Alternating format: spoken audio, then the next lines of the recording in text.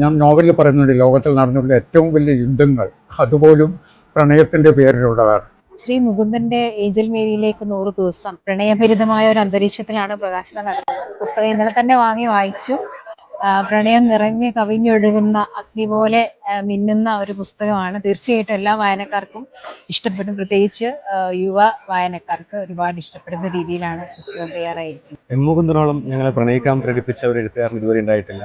അപ്പോൾ ഡൽഹി ആയാലും ഹരിദ്വാരിൽ മണികൾ മുഴങ്ങുമ്പോഴായാലും മയ്യഴിപ്പുഴ തീരങ്ങളിലായാലും അത്രത്തോളം പ്രണയിക്കാൻ തോന്നിപ്പിക്കുന്ന അതിലെ മുകുന്ദൻ തന്നെ വാക്കുകൾ പറഞ്ഞാൽ അദ്ദേഹം സ്പർശിച്ചു പോയ ആ പ്രണയത്തിന് വല്ലാത്തൊരു ഭംഗിയുണ്ടായിരുന്നു. അപ്പോൾ അദ്ദേഹത്തിൻ്റെ മൃദുല പ്രണയ നോവലായ ഏഞ്ചൽ മേരിയിലേക്ക് 100 ദിവസം ഒരു അതിമനോഹരമായ പുസ്തകമായിരിക്കും എന്ന പ്രതീക്ഷ ഞങ്ങൾക്കുണ്ട്.